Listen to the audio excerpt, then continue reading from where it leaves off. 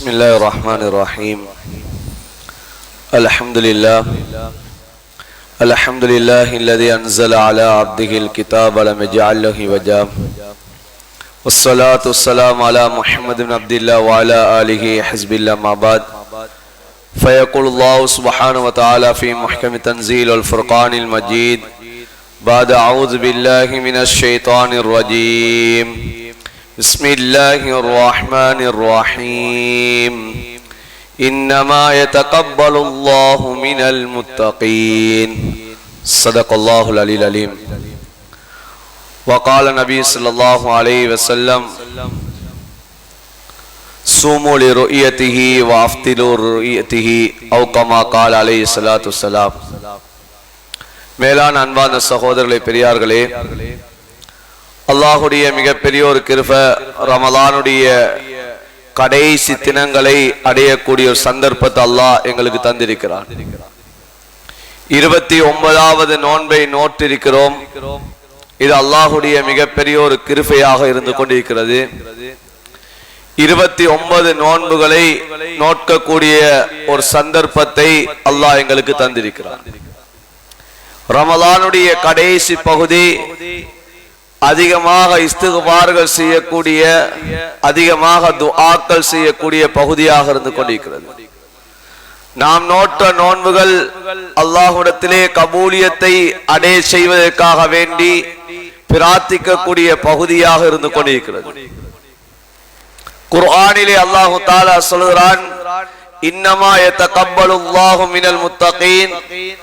அல்லாஹ் யாருடைய அமல்களை கபூல் செய்கிறான், யாருடைய அமல்களை அல்லாஹ் ஏற்றுக்கொள்கிறான் என்று சொன்னால், குர்ஆனிலே அல்லாஹ் தெளிவாக சொல்கிறான், அவனை யார் பயப்படுகிறார்களோ, அவனை யார் அஞ்சுகிறார்களோ அவர்களிடமிருந்துதான் அமல்களை அல்லாஹ் ஏற்றுக்கொள்கிறான், அவர்களுடைய காரியங்களை ஒப்புக்கொள்கிறான் என்று அல்லாஹ் சொல்லி காட்டுகிறான்.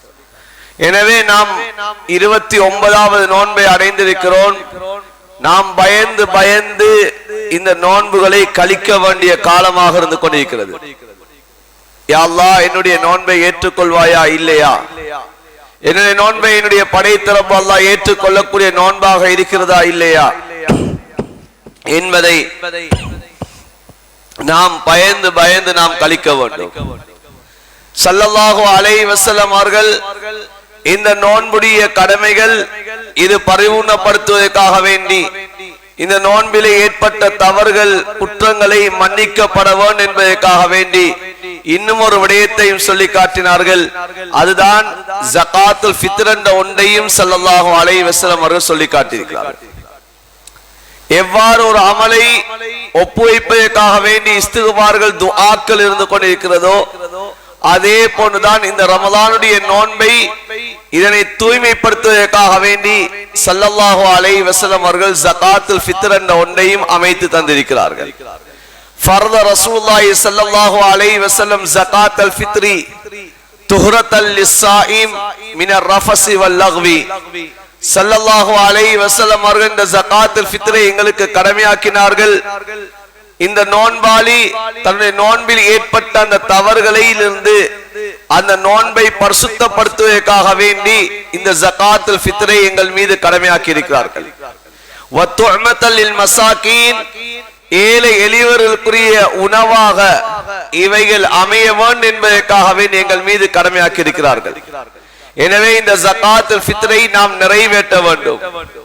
இது யார் மீது கடமை, இது எப்படி கொடுப்பது, ஸல்லல்லாஹு அலைஹி வஸல்லம் அவர்கள் தெளிவாக சொல்லி இருக்கிறார்கள். தன்னுடைய செயற்பாடுகளை ஸல்லல்லாஹு அலைஹி வஸல்லம் அவர்கள் அழகாக எங்களுக்கு காட்டி தந்திருக்கிறார்கள்.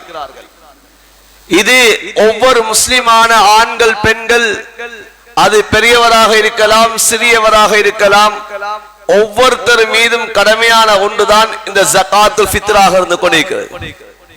பெருநாளுடைய செலவீனங்கள் போக மேல் மிச்சமாக இருக்கக்கூடியவைகளிலிருந்து கொடுக்கக்கூடிய ஒன்றுதான் இந்த ஜகாத்துல் ஃபித்ராக இருந்து கொண்டிருக்கிறது. ஸல்லல்லாஹு அலைஹி வஸல்லம் அவர்கள் தெளிவாகவே சொல்லி காட்டினார்கள். எனவே இந்த ஜகாத்துல் ஃபித்ர் ஷவ்வாலுடைய தலைப்பிறை கண்டதிலிருந்து அடுத்த நாள் மக்ரிபுக்கு பின்னால், ஷவ்வாலுடைய தலைப்பை கண்டதிலிருந்து மக்ரிபுக்கு பின்னால் ஒரு குழந்தை பிறந்தாலும் அந்த குழந்தைக்கும் அந்த ஜகாத்துல் ஃபித்ர் கடமையாகத்தான் இருந்து கொண்டிருக்கிறது. எனவே இந்த ஜகாத்துல் ஃபித்ரை எந்த நேரத்துக்குள் நாம் கொடுக்க வேண்டும் என்று சொன்னால், ஷவ்வாலுடைய தலைப்பை கண்டு அந்த மக்ரிபுடைய நேரத்திலிருந்து அடுத்த நாள் காலை மக்கள் பெருநாளுடைய தொழுகைக்காக வேண்டி வெளியாகுவதற்கு முன்னதாகவே இந்த ஜகாத்துல் ஃபித்ர் கொடுக்கப்படுவது இது சுன்னத்தாக இருந்து கொண்டிருக்கிறது. இதனை ரமலானுடைய ஆரம்பத்திலிருந்து கொடுக்கலாமா என்று சொல்லி கேட்டால் ஃபுகஹாக்கள் அதனை ஜாயிஸ் என்பா சொல்கிறார்கள். ரமலானுடைய ஆரம்பத்திலிருந்தும் இந்த ஜகாத்துல் ஃபித்ரை கொடுக்க முடியும். அல்லது பெருநாளுடைய தினத்துக்கு 5-10 நாட்களுக்கு முன்னால் இருந்தே கொடுக்கலாமா என்று சொல்லி கேட்டால் அவ்வாறு கொடுப்பது ஜாயிஸாக இருந்து கொண்டிருக்கிறது. எனவே சுன்னத்தான முறை என்று சொன்னால், ஷவ்வாலுடைய தலைப்பை கண்டதிலிருந்து பெருநாளைக்காக வேண்டி பெருநாளுடைய தொழுகைக்காக வேண்டி மக்கள் வெளியாகுவதற்கு முன்னதாக இதனை நிறைவேற்றுவது நபியுடைய சுன்னாவாக இருந்து கொண்டிருக்கிறது. இது எவ்வளவு கொடுப்பது, எதிலிருந்து கொடுப்பது? ஸல்லல்லாஹு அலைஹி வஸல்லம் அவர்கள் தெளிவாக அவர்களுடைய செயற்பாடுகளை காட்டினார்கள். புகாரி ஷரீஃபிலே வரக்கூடிய ஹதீஸ், ஸல்லல்லாஹு அலைஹி வஸல்லம் அவர்கள் ஜகாத்துல் ஃபித்ரை சாஅம் மின் தம்ரின் வ சாஅம் மின் ஷஈரின், ஹஜ்ரத் ரசூலுல்லாஹ் ஒரு சா ஈத்தம்பலம் அல்லது ஒரு சா கோதுமையை நபி அவர்கள் ஜகாத்துல் ஃபித்ராக கொடுத்திருக்கிறார்கள். ஒரு சா என்று சொல்லக்கூடியது கிட்டத்தட்ட 4 முத்துகள். ஒரு முத்து 600 கிராம். எனவே 2400 கிராம்களாக இருந்து கொண்டிருக்கிறது. 2 கிலோ 400 கிராம் ஒரு சாவுடைய அளவு. எனவே ஒவ்வொரு தலைக்கும் 2 கிலோ 400 கிராம் அடிப்படையில் இந்த ஜகாத்துல் ஃபித்ரை நாம் கொடுக்க வேண்டும். ஊருடைய பிரதானமான எது உணவாக இருந்து கொண்டிருக்கிறதோ அந்த உணவை தான் ஸல்லல்லாஹு அலைஹி வஸல்லம் அவர்கள் கொடுக்குமாறு சொல்லி இருக்கிறார்கள், தன்னுடைய வாழ்க்கையில் காட்டி இருக்கிறார்கள். எனவே எம்முடைய பிரதேசங்களில் எம்முடைய நாட்டில் பிரதானமாக இருக்கக்கூடிய உணவு அரிசி. எனவே இந்த அரிசியை நாம் இந்த ஜகாத்துல் ஃபித்ராக நாங்கள் நிறைவேற்ற வேண்டும். ஒவ்வொரு தலைக்குமாக கணக்கிட்டு இந்த ஜகாத்துல் ஃபித்ரை நிறைவேற்ற வேண்டும். எனவே இதற்கு மாற்றமாக நாங்கள் பணங்களை கொடுக்க முடியுமா என்று சொல்லி கேட்டால் சல்லிகளை கொடுக்க முடியாது. ஜகாத்துல் ஃபித்ர் இது தானியமாக கொடுக்கப்பட வேண்டிய ஒன்று. இதற்கு மாற்றமாக சல்லிகளை கொடுப்பதற்கு நபியுடைய ஹதீஸ்களிலோ சஹாபாக்களுடைய வாழ்க்கையிலோ எந்த விதமான ஆதாரமும் கிடையாது. சஹாபாக்களில் அபு சயீத் அல் குத்ரி ரலியல்லாஹு தஆலா அவர்கள் சொல்கிறார்கள், நபியுடைய காலத்திலே எப்படி நாம் ஜகாத்துல் ஃபித்ரை நிறைவேற்றினோமோ அதே போன்றுதான் நாம் நபி அவர்கள் வஃபாத்தானதுக்கு பின்னதாகவும் நாம் ஜகாத்துல் ஃபித்ரை நிறைவேற்றுவோம். நாம் அதற்கு மாற்றமாக நிறைவேற்ற மாட்டோம் என்பா சொல்லி காட்டினார். எனவே ஜகாத்துல் ஃபித்ர் நபி அவர்கள் அந்த காலத்திலே தீனார்கள் இருந்தது, திர்ஹங்கள் இருந்தது. ஆனாலும் ஸல்லல்லாஹு அலைஹி வஸல்லம் அவர்கள் பிரதானமான தானியத்தை தான் கொடுத்திருக்கிறார்கள். இதுதான் நபியுடைய சுன்னா. எனவே இந்த தானியத்தை கொடுக்க வேண்டும். அடுத்தது அன்பான சகோதரர்களே, யாருக்கு கொடுப்பது? ஜகாத்துல் ஃபித்ரை யாருக்கு கொடுப்பது என்று சொன்னால், ஜகாத் யாருக்கு கொடுப்பது கடமையாக இருந்து கொண்டிருக்கிறதோ, எந்த கூட்டத்தினருக்கு கொடுப்பது கடமையாக இருந்து கொண்டிருக்கிறதோ அந்த கூட்டத்தினருக்கு தான், அந்த குர்ஆன் சொல்லக்கூடிய அந்த கூட்டத்தினருக்கு தான் இந்த ஜகாத்துல் ஃபித்ரையும் கொடுக்கப்பட வேண்டும். எனவே இந்த ஜகாத்துல் ஃபித்ரை நாம் தூய்மையான முறையில் இந்த ஜகாத்துல் ஃபித்ரை நாம் நிறைவேற்ற வேண்டும். சில ஹதீஸ்களில் வந்திருக்கிறது, அன்பான சகோதரர்களே, எந்த நோன்பாளி ஜகாத்துல் ஃபித்ரை நிறைவேற்றவில்லையோ அவருடைய நோன்பு வானத்துக்கும் பூமிக்கும் இடையில் தொங்க விடப்பட்டதாக இருந்து கொண்டிருக்கும் என்பதாகவும் ஹதீஸ்களிலே வந்திருக்கிறது. எனவே இந்த ஜகாத்துல் ஃபித்ரை நாம் இன்ஷா அல்லாஹ் இதனை பிறை கண்டதிலிருந்து தொழுகைக்கு முன்னதாகவே நாம் நிறைவேற்றி விட வேண்டும். அடுத்த விடயம், இன்று பிறை 29 இருந்து கொண்டிருக்கிறது. இன்ஷா அல்லாஹ் இன்று மக்ரிபுக்கு பின்னதாக பிறை பார்க்குமாறு, பிறையை தேடுமாறு எங்களுடைய அகில இலங்கை ஜம்மியத்துல் உலமா எங்களுக்கு கட்டளை இட்டிருக்கிறது, எங்களை பணித்திருக்கிறது. எனவே இன்றைய நாள் மக்ரிபுக்கு பின்னதாக பிறையை பார்க்க வேண்டும். எம்முடைய ஒவ்வொருத்தரும் இந்த பிறையை பார்க்க வேண்டும். பிறையுடைய விடயத்திலே அன்பான சகோதரர்களே, நாங்கள் ஒவ்வொருத்தரும் தெளிவாக விளங்க வேண்டும். பிறை என்பது ரமலானுடைய மாதத்துக்கும் பெருநாளுக்கும் கிடையாது. இந்த பிறை என்பது 12 மாதங்களையும் முடிவு செய்யக்கூடியதுதான் இந்த பிறை என்பது.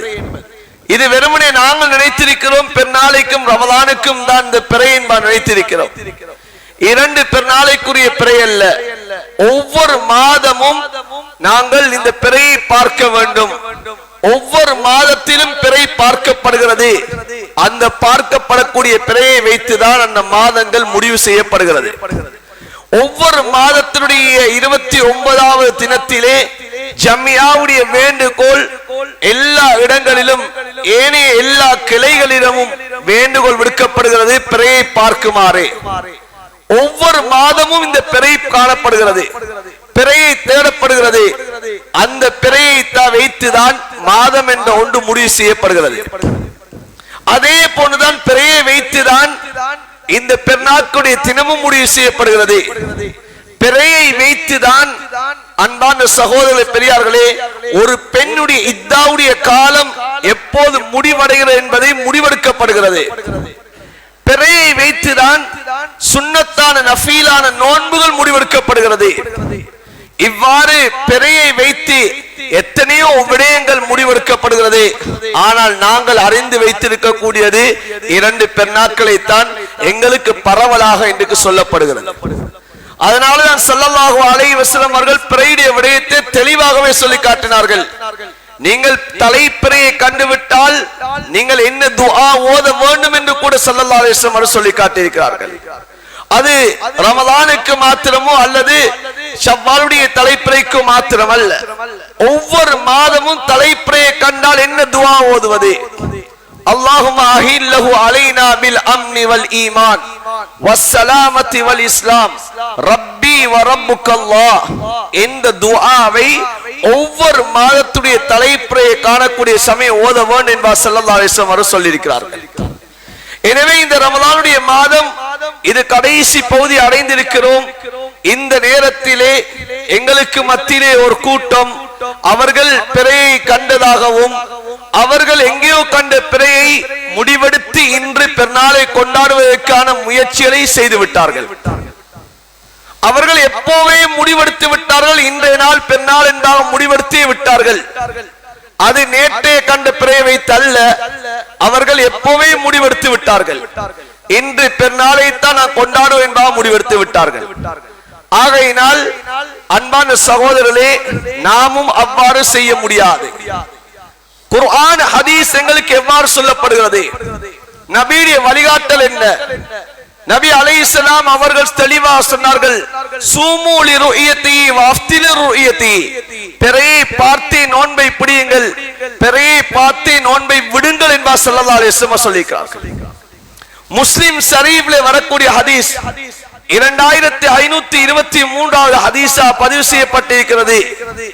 இமாம் குரைப் ரஹ்மத்துல்லாஹி அலைஹி அவர்கள் சொல்கிறார்கள், உம்மு ஃபضல் பின்த் ஹாரிஸ் ரலியல்லாஹு தஆலா அன்ஹா அவர்கள் என்னை ஷாமுக்கு முஆவியாவிடம் அனுப்பினார்கள். மதீனாவிலிருந்து ஷாமுக்கு எவ்வளவு தூரம் என்று சொன்னால் கிட்டத்தட்ட 1100 கிலோமீட்டர். மதீனாவிலிருந்து தபூக்கு 700 கிலோமீட்டர். தபூக்குல இருந்து ஷாமுக்கு 400 கிலோமீட்டர்கள். 1100 கிலோமீட்டர் பயணம் செய்து அங்கே முஆவியாவிடம் செல்லுகிறார்கள். அங்கே முஆவியாவிடம் சென்று இவர்கள் அனுப்பி அந்த நோக்கத்தை முடிவுற்றதன் பின்னால் அங்கே ஷாபானுடைய மாதத்துடைய கடைசி அங்கே வெள்ளிக்கிழமை இரவு அங்கே பிறை தென்பட்டு விட்டது. ரமலானுடைய முதலாவது பிறை தென்பட்டு விட்டது. இப்போது முஆவியாவும் அங்கு இருக்கக்கூடிய ஷாம்ல இருக்கக்கூடிய ஏனைய சஹாபாக்களும் ரலியல்லாஹு தஆலா அன்ஹும் அவர்கள் அங்கே நோன்பு நோட்டு விட்டார்கள்.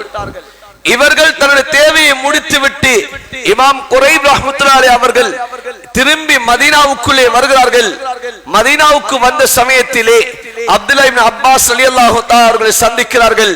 சென்ற காரியத்தை பற்றி கேட்கிறார்கள். இப்போது அப்துல்லா இப்னு அப்பாஸ் ரலியல்லாஹு தஆலா அன்ஹுமா அவர்களிடம் இமாம் குரைப் ரஹ்மத்துல்லாஹி அலைஹி அவர்கள் சொன்னார்கள், நேற்று நான் வெள்ளிக்கிழமை இரவு அந்த பிறையை பார்த்தோம். அங்கே அந்த பிறை மூலமாக முஆவியா ரலியல்லாஹு தஆலா அவர்களும் அங்கே வசித்தவர்களும் நோன்பு நோட்டார்கள் என்று சொல்ல சமயத்திலே அப்துல்லா இப்னு அப்பாஸ் ரலியல்லாஹு தஆலா அன்ஹுமா அவர்கள் சொன்னார்கள், நாங்கள் பிறையை பார்த்தது சனிக்கிழமை இரவுதான் நாங்கள் பிறையை பார்த்தோம் என்று சொன்னார்கள். இப்போதும் குரைப் ரஹ்மத்துல்லாஹி அலைஹி அவர்கள் அப்துல்லா இப்னு அப்பாஸ் ரலியல்லாஹு தஆலா அன்ஹுமா அவர்களை பார்த்து கேட்டார்கள், அவலா தக்தஃபி பிருயத்தி முஆவியா வஸியாமிஹி. இப்போது கேட்டார்கள், முஆவியா ரலியல்லாஹு தஆலா அவர்கள் கண்ட பிறை அவர்கள் நோட்ட நோன்பு உங்களுக்கு போதுமாக மாட்டாதா என்று கேட்டார்கள்.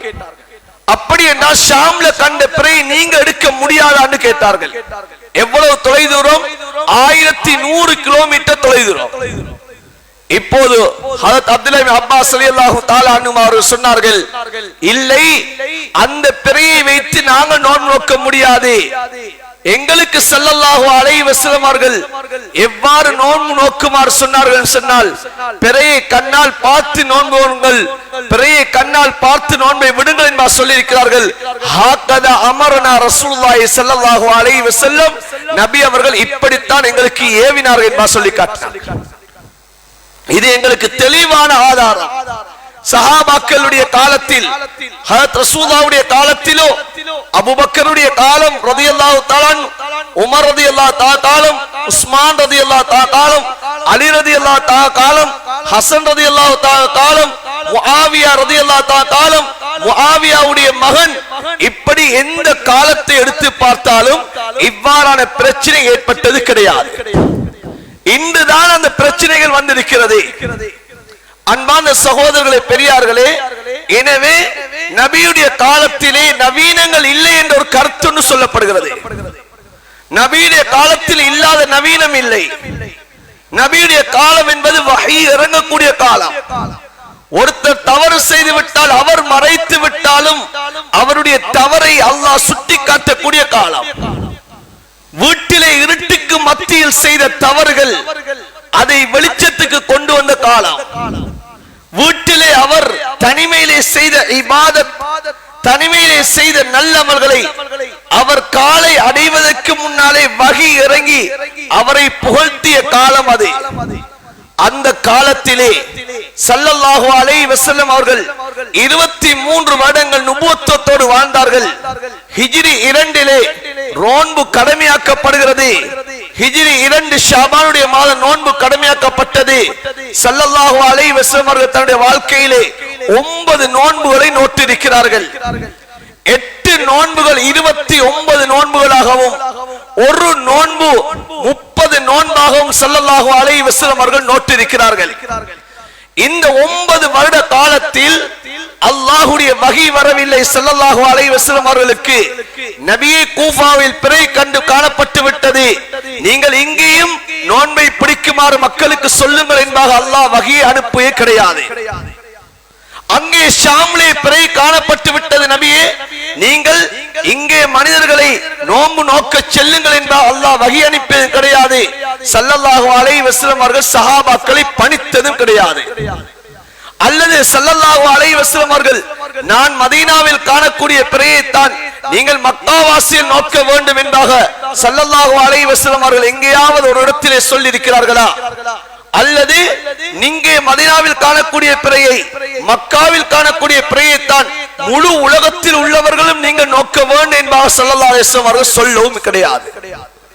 இது ஹதீஸில் தெளிவாக வரக்கூடிய விடயம். நபியுடைய காலத்திலும் இவ்வாறுதான் இருந்தது, சஹாபாக்களுடைய காலத்தில் இவ்வாறுதான் இருந்தது, தாபீங்களுடைய காலத்திலும் இவ்வாறுதான் இருந்தது. ஹஜ்ரத் அப்துல்லா இப்னு அப்பாஸ் ரலியல்லாஹு தஆலா அவர்கள் இந்த குரைப் ரஹ்மத்துல்லாஹி அலைஹி அவர்களை பார்த்து சொல்லக்கூடிய சமயத்திலே ஏனே சஹாபாக்கள் மறுப்பு தெரிவிக்க இல்ல. என்ன இப்னு அப்பாஸ் ரலியல்லாஹு தஆலா அன்ஹு நீங்கள் இவ்வாறு சொல்கிறீர்கள், ஸல்லல்லாஹு அலைஹி வஸல்லம் இப்படி சொல்லி இருக்கிறார்கள் என்பதாக யாரும் மறுப்பு தெரிவிக்க இல்லை. ஆனா இன்றைக்கு நாங்க தான் நவீனம் பயன்படுத்துறோம். நவீன காலத்தில் இல்லாத டெக்னாலஜி இந்த காலத்தில் இல்லை என்பான சொல்லலை. சஹாபாக்கள்கிட்ட இருந்த அறிவு இந்த காலத்துல இல்ல. சஹாபாக்கள்கிட்ட இருந்த எந்த அளவு அறிவுன்னு சொன்னா, ஒரு மனிதர் அவர் யாருடைய வம்சத்தை சேர்ந்தவர், இவர் யாருடைய பிள்ளை என்பதை பார்ப்பதற்கு அவரை நடக்க விட்டு சொல்லுவார்கள், இவர் இன்னாருடைய பிள்ளை என்பாக. இன்னைக்கு நாங்க டிஎன்ஏ டெஸ்ட் எல்லாம் எடுக்கிறோம், இன்னைக்கு ரத்தத்தை எடுக்கிறோம், அதை எடுக்கிறோம், இதை எடுத்து டெஸ்ட் பண்றோம்.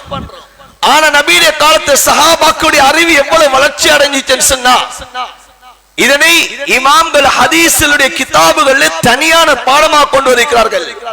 புகாரியிலே வருகிறது, முஸ்லிமிலே வருகிறது, அல் காஃபா என்ற பாடம், இல்முல் காஃபா.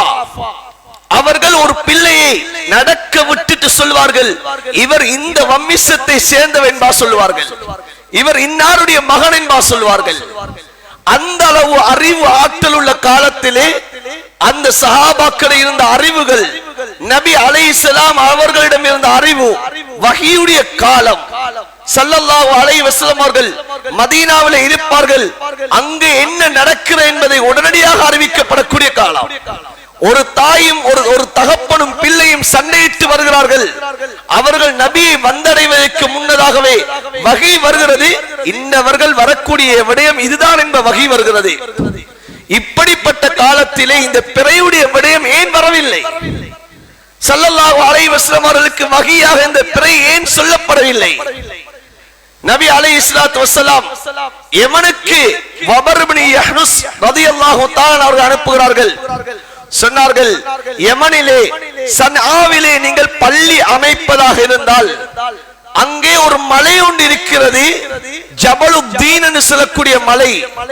அந்த மலையினுடைய வலப்பக்கமாக நீங்கள் சரியாக வைத்து நீங்கள் பள்ளியை கட்டுவீர்களாக இருந்தால் உங்களுக்கு கஅபா நேர்படும் என்று சொல்லி அனுப்பினார்கள். மதீனாவிலிருந்து சன்ஆ எவ்வளவு தொலை தூரம்? கிட்டத்தட்ட மக்காவிலிருந்து சன்ஆவுக்கு 700 கிலோமீட்டர் தொலை தூரம். இவ்வளவு தொலை தூரத்துக்கு ஸல்லல்லாஹு அலைஹி வஸல்லம் மதீனாவிலிருந்து அந்த சஹாபியை சொல்லி அனுப்புகிறார்கள், இந்த மலையை நீங்கள் வைத்து அந்த மலையுடைய வலப்பக்கமாக நீங்கள் பள்ளி வாசலை கட்டுங்கள், கிப்லா உங்களுக்கு சரி வரும் என்றார்கள்.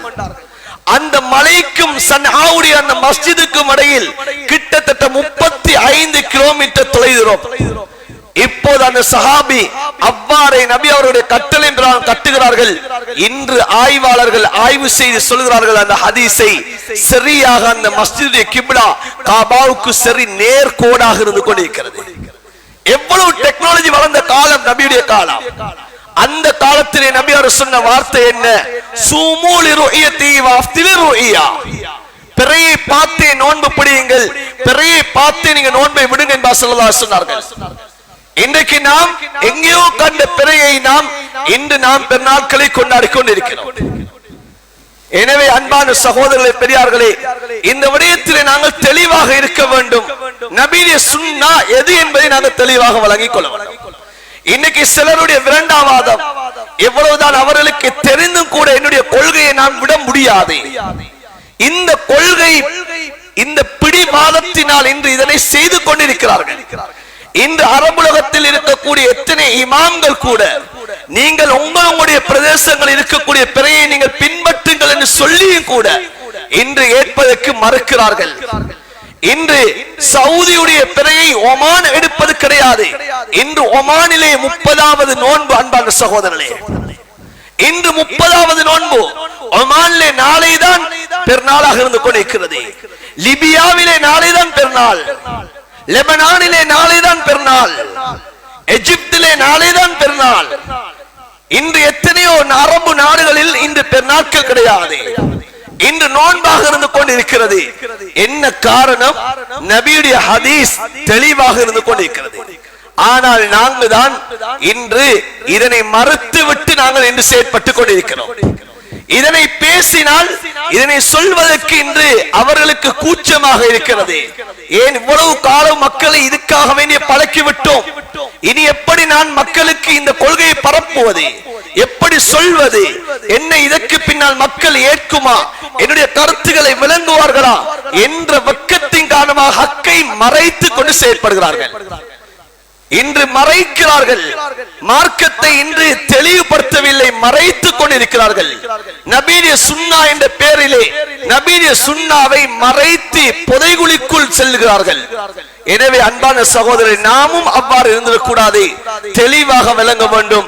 இன்று இன்ஷா அல்லாஹ் மக்ரிபுக்கு பின்னால் பிறை காணப்பட்டால் நாளை பெருநாளாக இருக்கும், அல்லது பிறை காணப்படவில்லை ஃபைன் ஹும்ம அலைக்கும், நபி அலைஹிஸ்ஸலாத்து வஸ்ஸலாம் சொன்னார்கள், மேக கூட்டம் மறைத்து விட்டால் ஃபஅக்மிலு இத்தத ஸலாஸீன், நீங்கள் 30ஐ பூர்த்தியாக்குங்க என்று சொல்லிட்டார். ஏன் இந்த வார்த்தை நபி அவர் சொன்னார்? நபியுடைய வாழ்க்கையில் ஒரு நோன்பு 30ஐ பிடித்திருக்கிறார்கள், வரலாற்று ஆசிரியர் எழுதுகிறார்கள். எனவே ஏன் நபியார் இந்த வார்த்தையை சொல்ல வேண்டும்? ஃபைன் ஹும்ம அலைக்கும், மேக கூட்டம் மறைத்து விட்டால், உங்களுக்கு பிறை காணப்படாவிட்டால் என்ற வார்த்தை ஏன் சொல்ல வேண்டும்?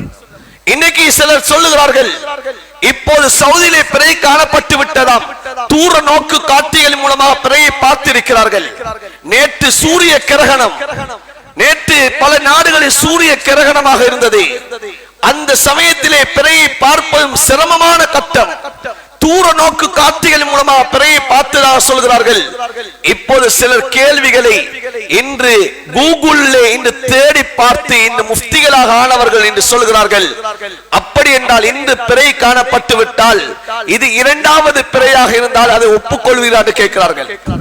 நபி அலைஹிஸ்ஸலாம் தெளிவாக ஹதீஸ் சொன்னார்கள், பிறை மேகங்கள் மறைத்து விட்டால் நீங்கள் 30ஆக பூர்த்தியாக்குங்கள் என்று ஏன் ஸல்லல்லாஹு அலைஹி வஸல்லம் சொல்ல வேண்டும்? பிறை சில சமயத்தில் பிறை உருவானாலும் தென்பட மாட்டாது, பிறை உருவாகிவிட்டாலும் பிறை தென்பட மாட்டாது என்பதை ஸல்லல்லாஹு அலைஹி வஸல்லம் அவர்கள் ஹதீஸூடாக தெளிவாக சொல்லியிருக்கிறார்கள். மழை காலமாக இருக்கிறது, முகில் கூட்டங்கள் நிறைந்த காலமாக இருக்கிறது என்று சொன்னால் இந்த காலத்தில் பிறை அது உருவாகிவிட்டாலும், பிறை பிறந்து விட்டாலும், பிறை எம்முடைய கண்ணுக்கு தென்படாவிட்டாலும் அந்த கட்டத்திலே நாங்கள் 30வது நோன்பைத்தான் நோக்க வேண்டும், நாம் பெருநாளை கொண்டாட முடியாது. இது தெளிவாக ஸல்லல்லாஹு அலைஹி வஸல்லம் சொன்னார்கள். நபியுடைய வாழ்க்கையிலே இதை செயற்படுத்தி காட்டினார்கள். எனவே நாம் இந்த விடயத்திலே குழம்ப வேண்டிய அவசியம் கிடையாது. இன்ஷா அல்லாஹ் இன்று பிறை பார்க்கிறோம், பிறையை கண்டால் நாளை பெருநாள் இல்லையா, நாளைய நாள் 30ஐ பூர்த்தியாக்குவோம். செவ்வாய்க்கிழமை நாள் எம்முடைய பெருநாட்களுடைய தினமாக இருக்கும். எனவே 4 நிறுவனங்கள் இதில் இயங்கிக் கொண்டிருக்கிறது. அகில இலங்கை ஜம்மியத்துல் உலமா, அதே போல பிறை குழு, பெரிய பள்ளிவாசல், முஸ்லிம் சமய பண்பாட்டு திணைக்களம், இந்த 4 இந்த நிறுவனங்களும் சேர்ந்து இந்த பிறையை விடயத்திலே அவர்கள் முயற்சிக்கிறார்கள். இதிலே யார் தவறித்தாலும் அல்லாஹ்விடத்திலே அவர்கள் மாற்றிக்கொள்வார்கள். எனவே இதை நமக்கு ஒரு பொறுப்புதாரிகள் இருந்து கொண்டிருக்கிறார்கள்.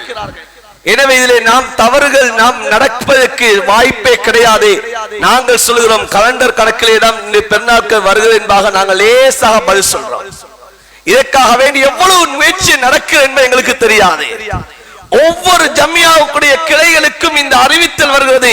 நீங்கள் பிறையை உங்களுடைய ஊர்களில் எந்த இடத்திலே பார்க்க முடியும் அந்த இடத்துக்கு நீங்க சென்று அந்த இடத்திலே தான் நீங்க இஃப்தார்களை செய்ய வேண்டும் என்ற அறிவுறுத்தல்கள் வருகிறது. ஒவ்வொரு ஜம்மியாக்களும் நாட்டில் இருக்க ஒவ்வொரு ஊர்களையும் பிறையை பார்க்கிறார்கள். அன்பான சகோதரர்களே, ஆகையினால் நாங்கள் இந்த விடயத்தை தெளிவு காண வேண்டும். அடுத்த விடயம் தான், பிறையை கண்டுவிட்டால் தக்பீர்கள் சொல்ல வேண்டும். நாம் அதற்கு மாற்றமான வழிமுறைகளை கையாண்டு விடக் கூடாது. பெருநாட்களுடைய தொழுகைகளை நேர காலத்தோடு தொழுகை நடத்தப்பட வேண்டும். இதுவும் நபியுடைய ஒரு சுன்னாவாக இருந்து கொண்டிருக்கிறது. அல்ஹம்துலில்லாஹ், சந்தோஷமான சில செய்திகள். நம்முடைய ஊர்களிலே லேட்டாகி தொழுவித்த பள்ளிகள் கூட இம்முறை மிக நேர காலத்தோடு தொழுகை நடாத்தப்படுகிறது. எனவே இதுவும் ஒரு ஊருடைய ஒரு மாற்றமாக இருந்து கொண்டிருக்கிறது. எனவே பல வருடங்கள் இது சொல்லப்பட்டு இம்முறையாவது இது ஹயாத்தாக்கப்படுகிறது. எனவே எம்முடைய பள்ளிவாசலும் இன்ஷா அல்லாஹ் நேர காலத்தோட எம்முடைய பள்ளிவாசலும் இந்த தொழுகை நடாத்தப்படும். எனவே நேர காலத்தோடு பள்ளிவாசலுக்கு வருவது, வரக்கூடிய சமயத்தில் ஒரு பாதையால் வருவது, போகக்கூடிய சமயத்தில் ஒரு பாதையாக நான் போவது, இது நபியுடைய சுன்னா. வரக்கூடிய சமயத்திலே குளித்துக் கொண்டு புத்தாடைகளை அணிந்து கொண்டு நறுமணங்களை பூசிக்கொண்டு வருவது இது நபியுடைய சுன்னா. நாம் நோன்பு பெருநாள் தினமாக இருப்பதனால் நாங்கள் ஈத்த மலங்களை உண்ட வண்ணமாக வருவது, இது ஒற்றைப்படையான ஈத்த மலங்களை சாப்பிட்ட வண்ணமாக வருவது இதுவும் நபியுடைய சுன்னா. சதகாக்களை அதிகமாக செய்வது நபியுடைய சுன்னாவாக இருந்து கொண்டிருக்கிறது. இந்த நாளையிலே குடும்ப உறவுகளை பேணி நடப்பது, யாரோடும் பேசாமல் இருப்பது கிடையாது, இதுவும் நபியுடைய சுன்னாவாக இருந்து கொண்டிருக்கிறது. எனவே இந்த நாளிலே அல்லாஹ்விடத்திலே நம்முடைய நோன்புகள் அதனுடைய கூலிகள் ஒப்பு எங்களுக்கு தரப்படக்கூடிய நாள், ஜஸாவுடைய நாளாக இருந்து கொண்டிருக்கிறது. அந்த நாளிலே நாம் அதிகமாக இஸ்திக்ஃபார்கள், அதிகமான துஆக்கள் செய்யக்கூடிய நாள் தான் பெருநாளுடைய நாளாக இருந்து கொண்டிருக்கிறது. எனவே இந்த நாட்களை, இந்த தினங்களை எவ்வாறு நபி அலைஹிஸ்ஸலாத்து வஸ்ஸலாம் சுன்னாவை காட்டினார்களோ அதன் பிரகாரம் நம்முடைய அந்த செயற்பாடு அமைத்துக் கொள்ள வேண்டும். அடுத்த விடயம்தான் பெருநாளுடைய தொழுகையை எங்கே தொழுவது என்ற ஒரு பிரச்சனை போய்கொண்டிருக்கிறது. அன்பான சகோதரர்களே, இதிலே நாங்கள் சந்தேகப்பட வேண்டிய, நாம் இதிலே சர்ச்சை கொள்ள வேண்டிய அவசியம் கிடையாது. எங்களுக்கு மத்தியிலே பிரிவினைகள் வர வேண்டிய அவசியம் கிடையாது. பெருநாளுடைய தொழுகையை மஸ்ஜிதிலும் தொழலாம், திடலிலும் தொழலாம். இதில் யாரும் சண்டை பிடிக்க வேண்டிய அவசியம் கிடையாது. ஆனால் இந்த காலத்திலே நபியுடைய காலத்திலே இருந்த திடல் இருக்கிறதா என்பதுதான் பிரச்சனையாக இருந்து கொண்டிருக்கிறது. நபியுடைய காலத்தில் இருந்த திடல் இருக்கிறதா, நபியுடைய காலத்தில் இருந்த மாதிரியான முறை இன்று இருக்கிறதா என்பதுதான் இன்று சர்ச்சையான விடயமாக இருக்கிறது. அதனாலதான் ஃபுகஹாக்கள் தெளிவாகவே எழுதுகிறார்கள். இமாம் ஷாஃபி ரஹ்மத்துல்லாஹி அவர்கள் எழுதுகிறார்கள், பள்ளி விசாலமாக இருக்கிறதா, அந்த பள்ளியில் தொழுவதுதான் சிறந்தது என்பதாக எழுதியிருக்கிறார்கள். நபி அலைஹிஸ்ஸலாத்து வஸ்ஸலாம் தன்னுடைய கடைசி பெருநாளுடைய தொழுகை எங்கே தொழுதார்கள்? ஹஜ்ரத் ரசூலுல்லாஹ் துல்ஹிஜ்ஜா ஹிஜ்ரி 10 துல்ஹிஜ்ஜாவுடைய பெருநாளுடைய தொழுகையை நபி அவர்கள் எங்கே தொழுதார்கள்? நபி அவர்கள் தொழுது மஸ்ஜித் ஹரத்திலே தொழுதார்கள்.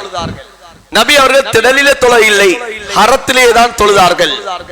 எனவே அன்பான சகோதரர்களே, பெரியார்களே, இன்று நாம் குழம்ப வேண்டிய அவசியம் கிடையாது. நாம் அதே போன்ற திடல்கள் இருக்கிறது. முழு ஊரை ஒன்று கூட்டக்கூடிய ஒரு பிரமாண்டமான ஒரு இடம் ஒன்று இருக்குதா, எல்லாரும் ஒன்று சேரக்கூடிய இடம் ஒன்று இருக்கிறதா, நாம் சேர்ந்து தொழுகலாம்.